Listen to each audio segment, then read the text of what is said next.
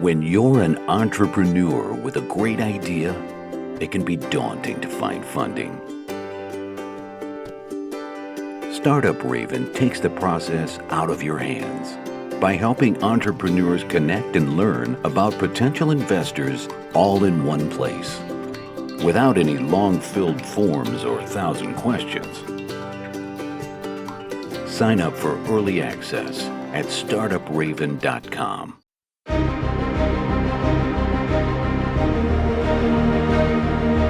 Welcome to Startuprad.io, your podcast and YouTube blog covering the German startup scene with news, interviews, and live events.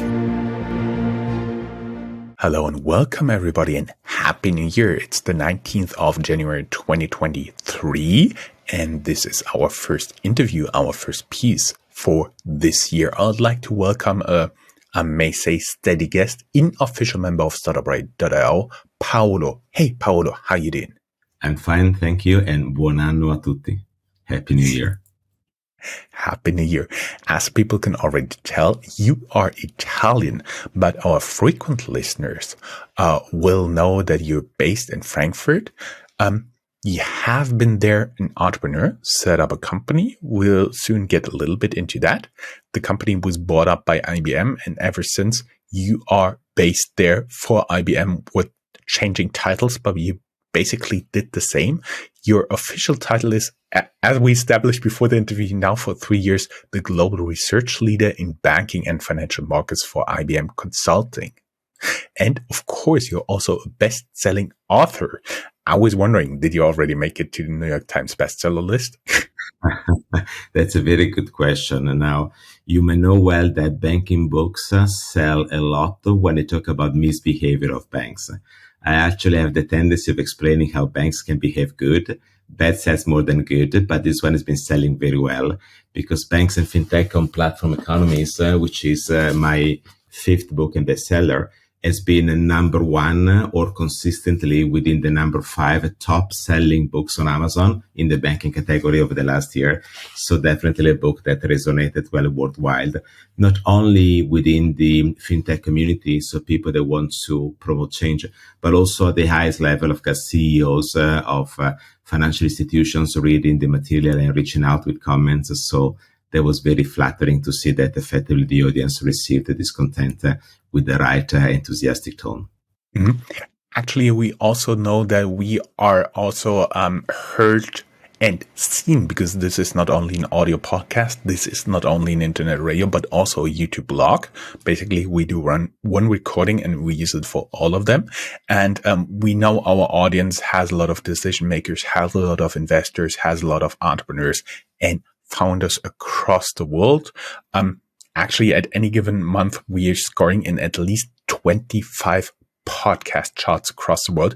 Right now, I would like to welcome the people from Ghana, Tunisia, and Egypt who have apparently not appeared on a podcast charts list before. Welcome, guys. I've hinted you have been a fintech entrepreneur yourself. Can you tell us a little bit what you did before you got your most recent job? So that is actually the reason why I moved to Germany in 2008. Before I was leading quantitative risk management departments in capital markets and investment banking. And then after making so much innovation in terms of financial innovation, I thought it was time to take care of the small clients, so the retail clients, transforming the way they access financial services. And I moved to Germany to create a startup that was focusing on digital wealth management. So basically, how to create new engines to transform the conversation between the institution and the final client based on, if you like, better perspectives and more transparent conversations. And this small company, when I had 22 people in the payroll, a few clients, was bought by IBM in 2012, end of 2012. And that's when I joined IBM. So for the last 10 years, I've been working in IBM. And IBM said, we actually look for thought leaders, so people that can basically make an interpretation of the industry trends. Would you like to do that? And I remember I was in New York in 2013, and I said, what's a thought leader? And they said, well, the head of consulting at the time, well, is somebody that, has a good reputation and can write blogs. And I said, here, this one, right. I am Italian. I'm 40 years old. What is a blog? And so then I had to learn about the social media practice because I was not on social media at that time. And so I said, can I write books? And I said, I want to write on fintech because I think this is a super important topic for everyone, not just entrepreneurs, but also institutions. And that's where I started. But my literature, which is intersecting my role at IBM at the different investigation domains, from quant finance again to digital wealth management, till the last one, which is really foundational for everyone, is banks and fintech on platform economies, which designs the structure of the transformation of the business models in the industry going forward, looking at the intersection between information, data, and communication, people and relationships.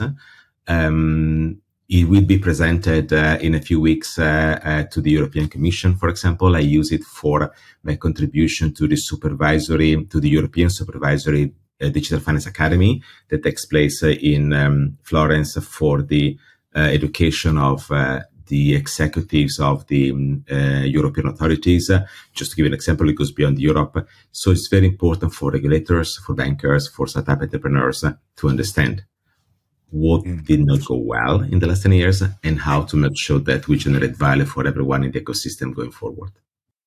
I see. And Florence is pretty beautiful. So you are a person who sees the long-term trends. That's why you are here. That's why we look a little bit into the glass ball for the future. But first, let us take a tiny look back, because we hopefully almost over the Corona global pandemic, at least in some countries. In others, it's looking like it's getting really bad right now. Do you see a specific impact there? Because in Germany, what everybody has in mind is that was the time cash went out of favor and you started to pay cashless, even just by touching the credit cards. Do you see like any big trends coming from that besides that?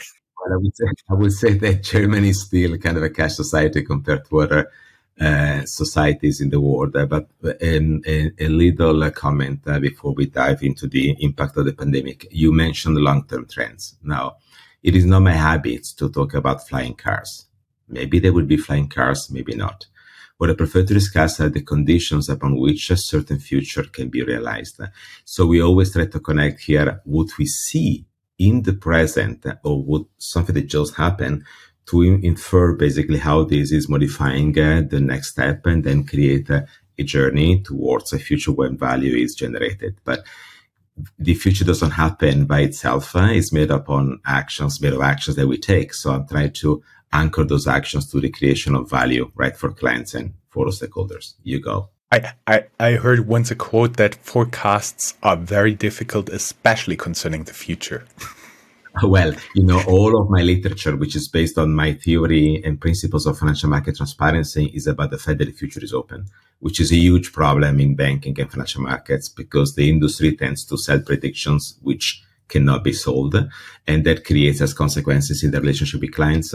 When digital takes over, there's no relationship that sets those predictions, which should be regulated to avoid FOMO. And therefore, the mechanics are impacted. So the real problem here for startup entrepreneurs to generate value is that they need to understand digital, mobile is a technology they demand when people more or less know what they want to look at. But most of the revenues that matter in banking are operated as an offer-delivery industry because we need to deal with the uncertainty of the future, and therefore the industry creates narratives which are positioned through conversations. And when you eliminate the conversation, technology, if it is demand-driven, cannot support it.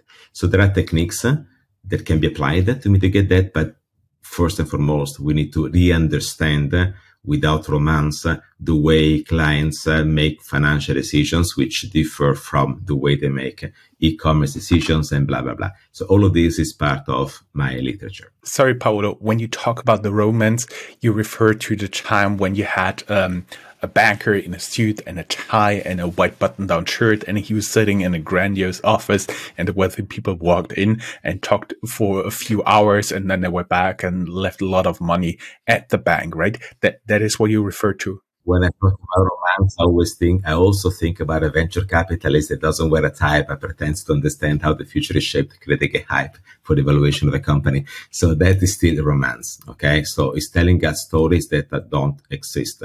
It's like the old discussion about the intergenerational change. Yes, people might have different ways of accessing technology, but they're all exposed to fundamental uncertainty when it comes to finance, because this is not e-commerce. And basically the way we position in front of that, if we eliminate fear of missing out, which should not be used because it doesn't comply with fiduciary standard, is very similar whether you're young or you're old. And understanding that enables you to learn how to onboard clients on your platform that are not just there because it's cheap, it's free, but are there to do something to reward you for your effort and investments by paying access to that platform. And that generates an economic model that makes sense beyond the venture capitalist volume expectation. So the problem of the industry today is that some volume can be generated, not in all fintech corners, but that volume needs to lead into an economic reward for the institutions so that they can continue plug in investments to pay for salaries and to create innovation. And if that is not resolved, the initial very risky capital would dry up and a lot of time is wasted. Now, I understand that it is a venture capitalist mantra to say we try here and there and something will pop up. And I'm like, well, I prefer to advise the entrepreneurs how they can be that one that can make it happen, right? So they should not rely upon the chance of being the one that can basically succeed them. So it's a different approach. What you refer to is, I do believe, referred to in venture capital as spray and pray approach. By the way, you talked about volume. So you totally think that fintech is and will remain a volume business just due to the way it is set up? No, I believe that it can focus on value. And we might be deviating a bit, but I remember when I opened the IBM office in Shanghai with a presentation of my previous book, Fintech Innovation, that was in 2017. And there I had a discussion with the audience about the difference between volume and value. And that's when the board of the most digital bank among the urban banks of China reached out for a conversation that led into a joint work that was published in Chinese named Panoramic Banking, which is a precursor of some of the content of my Banks and Fintech platform economies, as wanted to answer the question, how can a bank compete with the tech giants like Alibaba or Tencent owning WeChat, because they already have volume. They don't even have super volume. They have uber volume.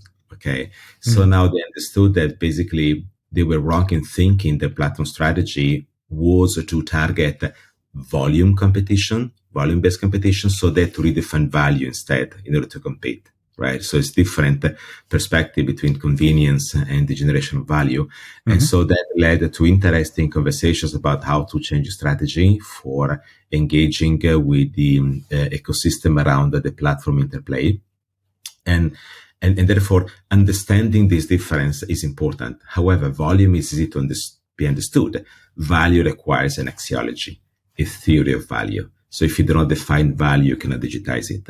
And so my effort in literature in the last few years has been around identifying the definition of value for clients that enables them to appreciate and reward the investment made to build a relationship that digital needs to support, because it's very difficult to demonstrate that value in a noisy world without being supported by technology as well. There is a completely different way of looking at the role of technology inside a refreshed business model that targets this new value or this hidden value. But, I believe the audience will want to read the book to learn more about it. We'll provide some insights later on in the conversation. Yes, totally. Because may I give a few hints about those values you can see the fintechs can generate for clients? Because that's not only approach the banks can use against big tech. As you said, they have uber volume. They're already really, really big. And so they could make money just on the volume of business there. But when a fintech now starts up, I've heard they still do that. What would be some of those values they could target to deliver in order to survive between the big banks, the smaller banks, the established fintechs, and the big tech? Okay, there's an important concept that lays ground to the understanding of value, which is a biological perspective on how we make financial decisions. So that framework is the bank and invention quadrant, which has two axes. One axis is information and one is communication. It is through information and communication that businesses are created in financial services to engage clients. Information is typically the more symmetrical part of the banking business and is about volume because it's payments, is the credit function, therefore the appraisal of the credit risk scoring and the appetite of the bank. And that is where, if you like, there is the typical play of the institutions with a lot of data, a lot of financial information. But that is also where the problem, especially for the entrepreneurs in Europe and the bankers in Europe, occurs because the net interest margin has been very, very poor because payments are very competitive here. So the margins are much lower than in other constituencies. So it's difficult to extract value because volumes needs to grow much faster than the reduction of the interest rate margins. Even today, given the fact that the interest rate might be raised, some bankers are expecting to be better off because they can price up more on the existing volumes. The problem is that that happens within the year. But if you think about the potential recession, that will fire back in terms of the basically deterioration of the credit quality of your portfolio, so the expectation of more non-performing loans. So it's a very complex landscape.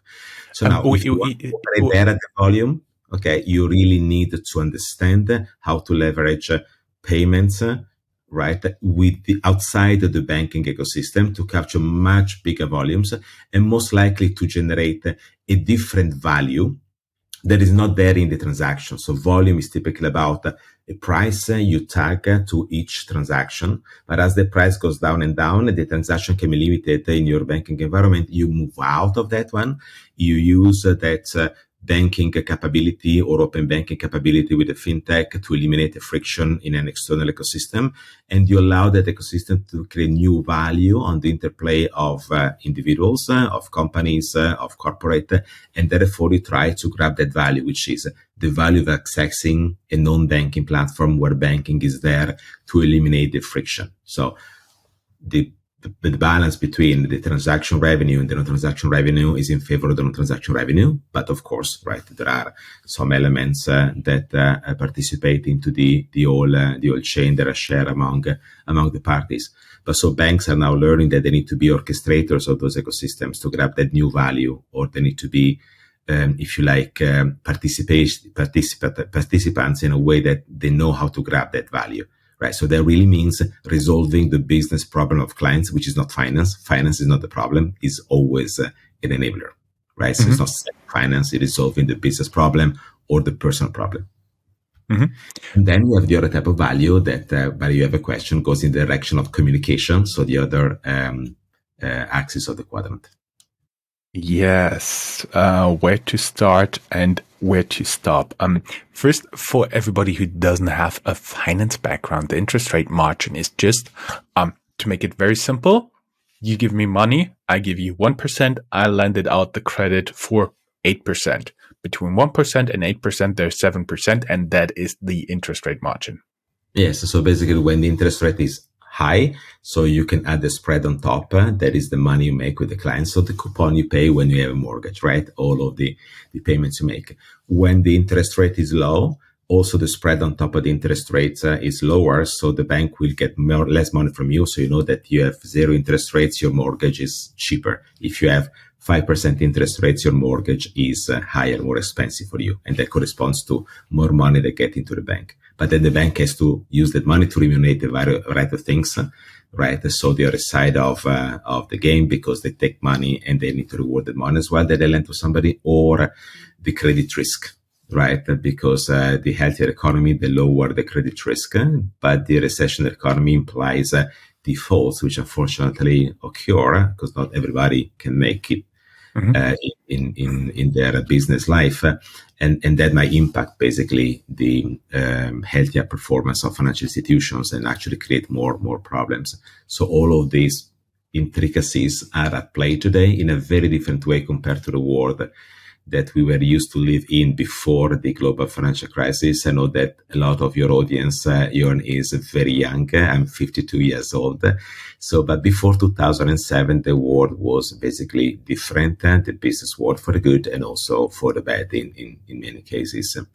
And that's the reason why when Mario Draghi, the former chairman of president of the European Central Bank, left office in 2019, that's why he said to the audience of journalists answering a question if these new macroeconomic conditions would create the next financial crisis. He said that, well, I know that banks would love positive rates and blah, blah, blah, but basically said that the complexities of the macroeconomic condition will stay. So what needs to happen is that banks need to adjust the business model to the digitalization of financial services. And when central bankers talk, words matter. He didn't say they need to digitize existing business models. He said they need to adjust the business models to the digitalization. So fintech entrepreneurs need to understand that clearly, because if they pretend to use digital just to digitize an existing model, creating, for example, a marketplace for products, they will not succeed. The problem of the new banks, for example, they are not understanding how to grab more value because they're not generating more value on digital for clients, so they're going to be remunerated for that. So they need to understand what implies a transformation of the business model. But now, if you do not know what is the distance between people and their decisions when it comes to human-related traditional banking, you will not understand what you need to do to adjust the business model in a way that technology that is not a perfect fit for that gap reduction, what technology has to do in order to make it happen. So it's not easy. It's a bit tricky, but it's foundational and it can be understood, because once you spend some time studying, you get the points right. And so that it can consequentially act. Okay. And that is my role, to help you basically see all of these elements which are out there, right? You just have to look at them with the right perspective. What I've taken from your awesome wrap up here with an adorable Italian accent is, I would define value as make it easier, cheaper, or more convenient for clients to do something that they've done before. Maybe they completely redo something, but they have to have something from it. There's a benefit, the value you're talking about, right?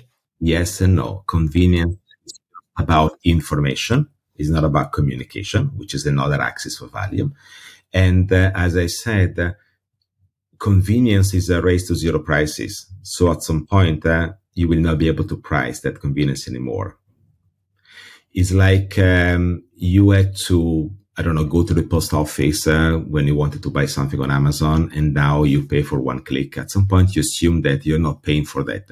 It's part of whatever price, and the price is very competitive. So it becomes zero price. And you assume you need to be able to pay that way, right? Because it's your habit. So that commoditizes very fast. Convenience commoditizes very fast. And that's the reason why convenience enables you to interact differently with others. And the value is about the need to interact with people.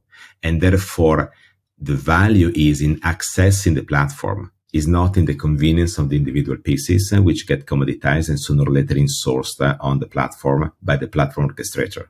So that you need to be ready to understand that convenience is just an initial step for the generation of value, but the final value that will stabilize your business model is outside the individual convenient transactions. And when I discuss the contextual banking platform strategy in the banks and fintech on platform economies, I therefore refer to the shift towards being capable of motivating users to pay for access that contextualized banking platform. Then there would be a completely different play when you look at the conscious banking platform strategy, which is also defined in the book, which is about more complex decision-making processes where the value is inside the relationship and needs to be revealed by technology, and it's a different way of creating that value. But ultimately, it's always about recognizing that the monetization shift out of products, out of transactions, into the outcomes, into the relationships, differently played between information intensity, contextual banking, or communication intensity, conscious banking, which typically goes around planning, wealth management, insurance, done also for the masses, not just for the ultra high net worth individuals. That is a very important statement, I do believe, that I've taken its focus on the outcome, not on the transaction, not making it convenient, but helping to achieve their goals, whatever that might be. Oh, yes. So the shift, the foundational shift on platform economies that characterizes a big part of the fourth industrial revolution, which is a platform revolution, is a shift from outputs to outcomes. And we need to clearly define that, otherwise we get mistaken. But that really explains why experience is important, being a key component of the engagement model. But without understanding the shift of monetization from output, out of products, into outcomes, which is relationships, is not possible to plug in technology the right way to be basically rewarded for the investments in a sustainable way. Also, Paolo, you talked about bank being the orchestrator in such a platform, in such a network. Can you already give some pretty good examples where the banks are really good in orchestrating that? Because that would pretty much mean you have, like, for me, my picture is right now, you have one bank in the center and you have a lot of fintechs, tech companies and other entities around it. And the banks help to get it to get the flow smooth there.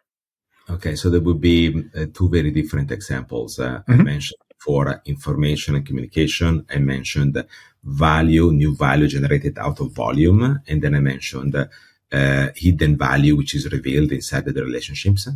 And now I tell you, when you think about the contextual banking platform strategies, which are more around the intensification of the information quotient, you can think about an agri-farm business where there are banks out there which are also trying to help the communities of farmers in their constituencies to interact the one with the other differently, starting, for example, from weather forecast using, in our case, the weather channel of IBM, which is the one you have on your iPhone, is powered by IBM, in order to basically decide on which crop basically to focus on given the global climate conditions.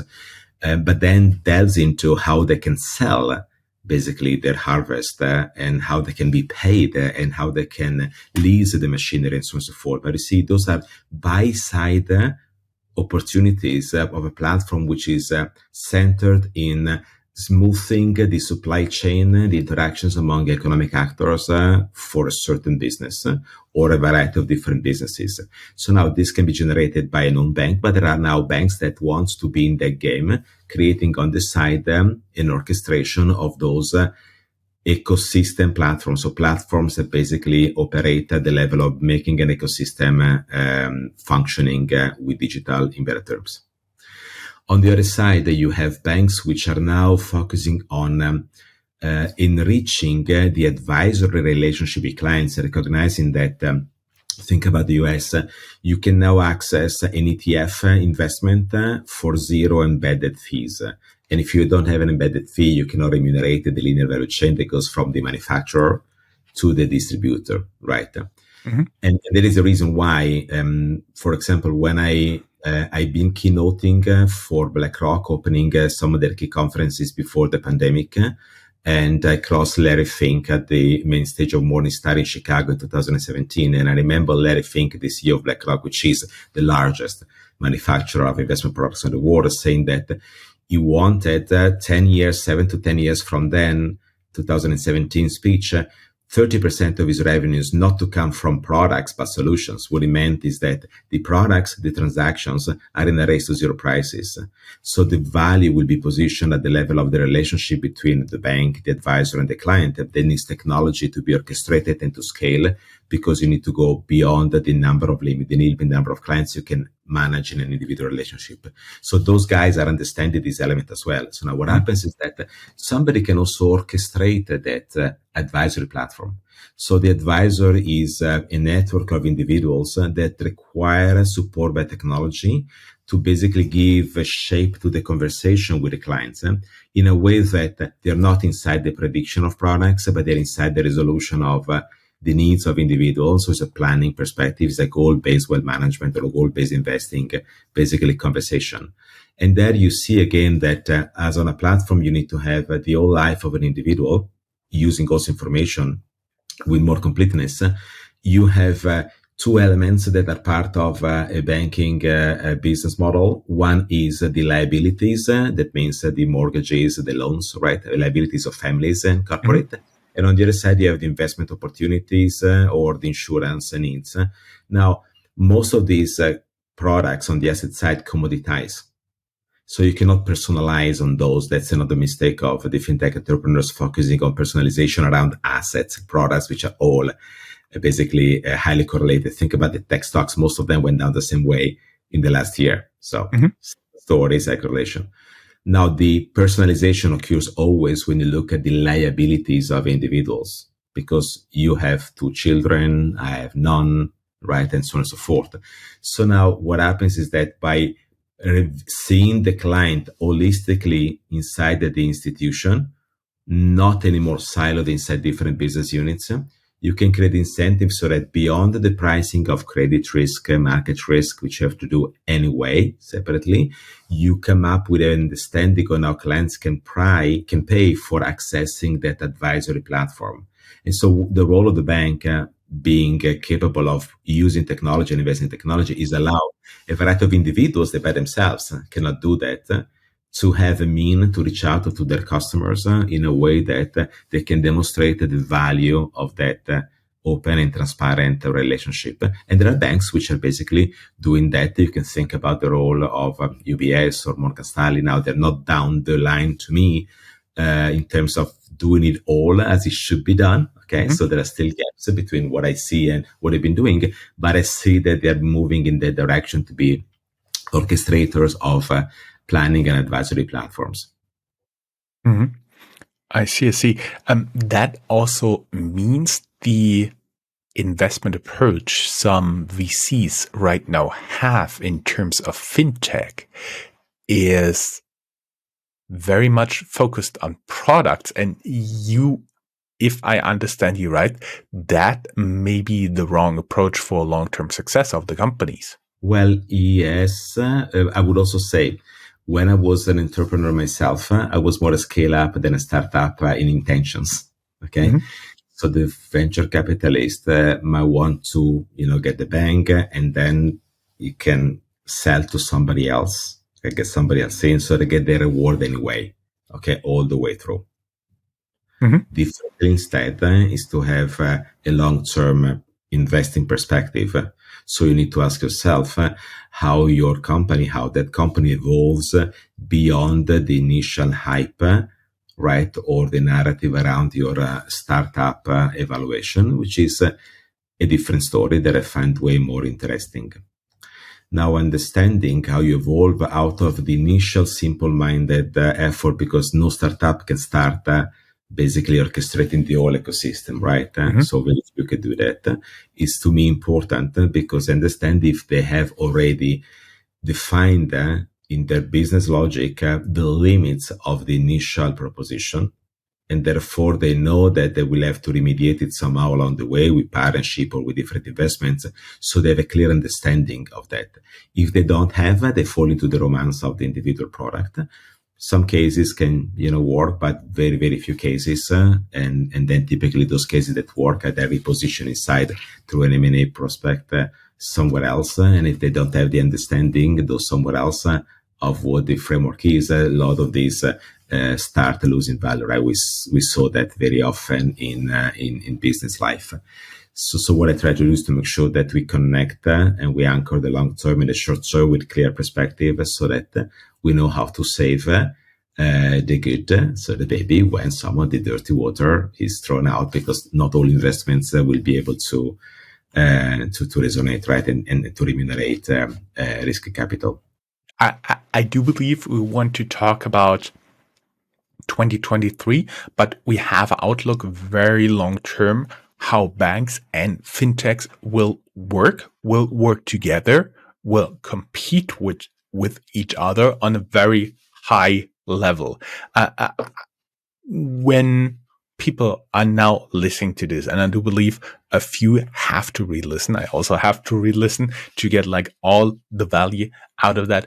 What would be like 2 or 3 sentences that people should take with them in order to prepare for the next few years?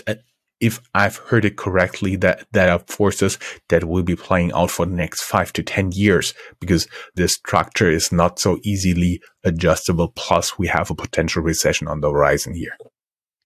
Okay, so we just released as IBM the 2023 Global Outlook for Banking and Financial Markets. So this question comes at hand conveniently. And this is actually a report that I believe you will enjoy reading. That is about the economic model of financial institutions, intersecting, of course, fintech innovation around the need to basically grow and perform in uncertain times. And certain times can also be an opportunity moment. About the cost and efficiency, because operations are too expensive given the contractual margins, which is a longer trend, right, or a medium-term trend that is happening everywhere, and at the same time remain compliant, especially considering the new risks that the cloud economy or the cyber economy is generating. So first of all, I would say 3 takeaways that matter in this conversation of startup entrepreneurship. There has to be a better link between business and technology. What I saw in many banks and also in the startup ecosystem is a hype around technology that therefore looks for use cases to apply technology, while it is always about defining the problem you want to solve and then look for the technology that makes sense at that point in time. But sometimes the investor scene is flipped. Okay, it's the buzzword on the technology piece, and then the use case is, if you like, in the background, and then maybe technology is not at the level of maturity yet, or the use case is not appropriate, and it doesn't work out well. But in the meantime, we generate a lot of noise, right? A lot of dust. So to me, it's important to rebalance this relationship. I said before, adjust the business model to the digitalization of financial services. So the intentions needs to be right. Okay. And business and technology in this case are co-equal in making that adjustment, because I need to understand the pros and cons, right? And the engineering pieces around those adjustment elements. The second, which is also important, we are moving steadily into the 4th industrial revolution, which is a data revolution. That means a platform revolution.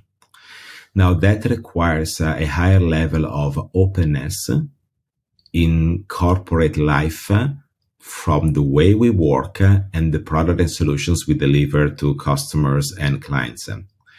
But that level of openness can only be fruitful and convenient in making when we are grounding our technology infrastructure on solid public cloud foundations, which is about the techniques by which we can innovate anywhere and everywhere, thinking about the application management and the application creation. So you need to build once, in essence, right? You cannot invent the wheel every time. You reposition your analytical piece, and you need to be capable of managing that on different platforms for different purposes. You can think about it this way. There was a time where technology was about computers. Mm-hmm. Now it is still about computers. Like I love my MacBook, but in essence, I remember I visited the HR center of the Banca d'Italia in Rome, just outside Rome. It's for HR. There is a huge building with very tall ceiling because that was created in the 1970s to host the computing operations, where at the time computers were bigger and bigger and bigger, right? So now we're not in the hardware world themselves. Hardware is very important, right? But technology moved, and it moved in the 80s into software. And software is a very well-defined industry-specific domain with an interface where basically you try to engage users that want to do something, right, for their personal or their business life. But in the last years, we're now moving into analytics. Analytics is basically the capability of sharing information across platforms, across software pieces. So everything opens up.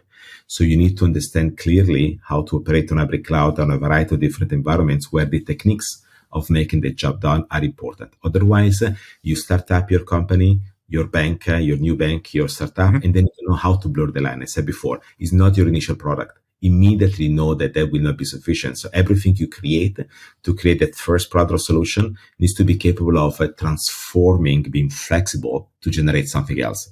So you can call it cloud native if you like the cloud world or whatever is about the techniques and the way of working.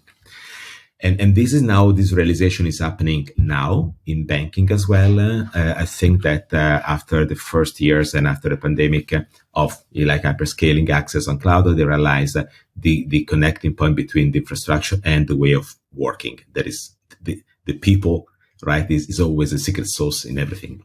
And the third and the last is connected to this one. We said that the business model will be adjusted for the digitalization of financial services. The digitalization needs to occur basically on different ways of working, leveraging an hybrid cloud perspective. But we all know that a world that is becoming more interconnected and if you like, more open is also a world where new weaknesses will be exposed that could be exploited by rogue actors. We are in unfortunate years of conflicts with the war in Ukraine. We are all concerned about potential cyber attacks that are now involving possibly not just rogue actors, but also government. So there will be generated and maybe performed at a different scale. So maybe the next systemic crisis will not be a financial crisis like the one we had in 2007. That was about financial innovation, quantitative finance. So maybe the next systemic crisis will be operational. And when it's operation, it's about technology. So 2023, sitting on 2022 is the year where the cybersecurity aspect and the resiliency aspect of the industry came to the forefront, not just because of regulation like the DORA regulation in Europe, but because of business, government, strategic industry realization. And when it comes to cybersecurity, then you make quantum leap into the future, to say that. So now this is also the quantum advantage decade. So where we believe that quantum will demonstrate an advantage as an integrated or a complementary computing platform on traditional computing. Now we know that quantum computing might be capable of encrypting existing security algorithms. So a lot of investment are now directed into quantum safe cryptography. And you need to take care of that now, because everything that you're storing today can be exposed to manipulation in the future when new technology arrives, right? So you need to prepare for that moment. And in a sense that 2023 would be the year where this will be more considered, shaping the way the industry will protect itself and infrastructure going forward, which is for everybody's benefit, but is also relevant for the individual fintech. They typically exhibit a higher level of openness compared to traditional banking, and they can't be exposed to cyber resilience or cyber attacks. Mm-hmm. Whew. Paolo, I do believe that was quite a tough load. on information people have to think about and have to dissect right now. But basically, what they get here free of charge is information, is quality you usually only get, as he said, when you do a keynote for BlackRock for one of their flagship events. So that is pretty good, and exclusively on Startup Radio. We will link down here in the show notes the report you mentioned, the IBM report that is going to go live the same day. Cut us some slack here. So basically, there will be some mismatch during the course of the day, but the day after publication, we'll have it in the show notes in our Medium blog. Paolo, we planned this a little bit differently, but I really loved how this turned out. Love your outfit. Love your accent. Hope to have you back very, very soon. The future is open, so is the Startup Radio episode. The future is open. Totally fine. Thank you very much. It was a pleasure talking to you. Arrivederci.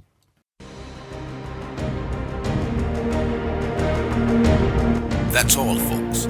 Find more news, streams, events, and interviews at www.startuprad.io. Remember, sharing is caring.